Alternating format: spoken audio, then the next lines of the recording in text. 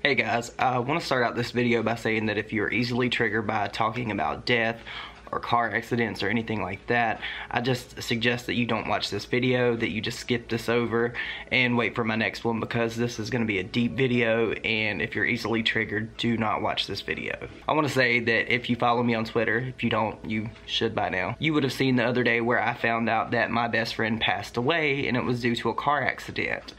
I have found out more information and I want to talk a little bit more about that. Although I do have a small platform, I do think that in any capacity, if someone has a platform that can fix or help correct a situation that is going on, I think it should be utilized, and that is what this video is about. So as I mentioned on Twitter, I did have a friend that passed away on the 11th of January. After that post, I absolutely lost my mind and I felt completely numb. I want to preface that the friend that I lost, I actually grew up from elementary school all the way through high school and into my adulthood with this friend. She is someone that I spent a whole bunch of time with. Through the school week, her and I would go to the skating rink after we finished our homework, and on the weekends I would go over to her house and we would do things like boating and go shopping and go to the movies and things like that. And if we weren't doing that at her house, she was at my house and we were spending time together. We were like really good friends. As we got older and we grew up, we kind of started drifting apart. Her and I didn't really talk much more after me and Eric got together because we had a difference of opinion on certain things, so we just decided to go our own way. Both of us were very hard-headed and we butted heads, and we both ended up holding a grudge, which I think is terrible in hindsight looking back now. If you have a friend that you may have not got along with and you hadn't spoke to them in a long time, I implore you to really reach out to them. There is nothing worth missing out on someone's life, because you never know when they're going to be gone, and this story completely solidifies that for me. So the other day I get a text message from one of my good friends that I also grew up with. Her name is Tara, and she messaged me and she says, "Hi, do you know that passed away?" And I'm like, what? No, I don't believe you for a second. I don't believe this is true, because this person is very well known for like pulling pranks and things like that. I never in a million years would have thought that she would have pulled a prank like this. However, I did get on Google and I searched her name because she has a very unique spelling of her name and her last name, and I found an article. She had passed away because she had a car accident. Upon looking into it further and talking to a few people that were privy to what happened, I found out that she was in a car accident. She did not have her seatbelt on. One, you should always wear your seatbelt. I'm one of those hecklers when it comes to a seatbelt. If you get in the car, that should be your first thing you do. Before you turn on the ignition, before anything, before you turn on the radio, any of that shit, you should definitely put on your seatbelt. And then also, after looking a little bit further into it with someone else that is also privy to the situation, I found out that this person was texting and driving. Now, I'm not gonna sit here and say that I haven't texted while I've been driving. I've also used Snapchat while I've been driving, and we all get in the mindset that this can't happen to us. We've all been driving for years, whatever.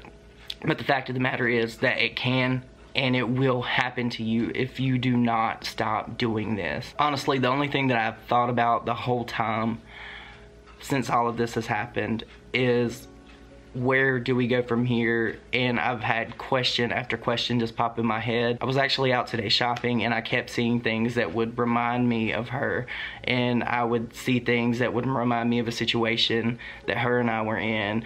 I live in a very small town. Most of you guys know that if you watch me. If you don't, I'm Dustin. I live in a very small town here in North Carolina where everybody basically knows everybody. This completely goes above and beyond anything that I have felt before, honestly. Like, I've lost a brother, and this is a different kind of hurt from that. This is someone that was my contemporary, that I basically spent my childhood with, grew up with, into adulthood, and I'm never ever gonna see this person again. And I feel horrible for that because we left off on not so great terms. Basically, the message that I'm trying to send you in this video is that if you have a quarrel with someone, it's most likely something that can be resolved. I get it if it can be resolved, but it's best that you definitely try to make amends with anyone that you can, anyone that you have beef with, anybody that you have an issue with, because you never ever know when something like this can happen. This is a friendship that I thought I could pick back up on.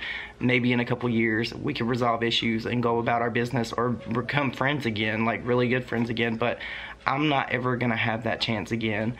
And I know her mother and her father and her brother and her sister are really hurting right now. And there's nothing that anybody can say, there's nothing that anybody can do that is ever going to bring her back. I think the main thing that I took away from this is, 1, don't text and drive.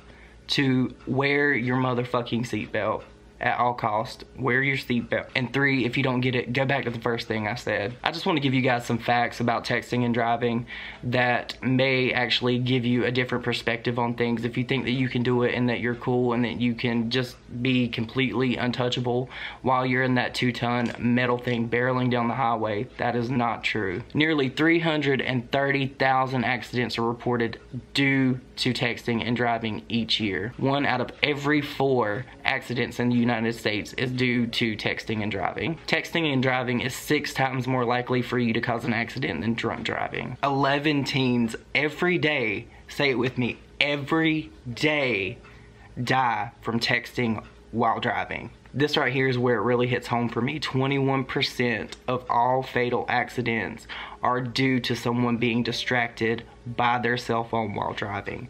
So I know this video is not anything like I've ever done before. I've never sat here and just talked like this about a situation involving death and things like that. However, I do think that it is something that needs to be said, because I'm never going to get my friend back.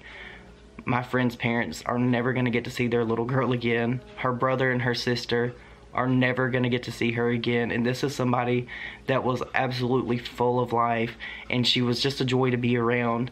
And I'm really, really, really going to miss this person. Now I'm left just here without the ability to tell her that I'm sorry for the things that I've done, or to have her reconcile with me about the things that she had done. If I could go back in time now, I would absolutely take everything that I did to her back, and I'm sure that she would hold no grudges with me. But you guys, this has been a very traumatic, eye-opening experience for me, and if you take anything away from this video, please don't text and drive.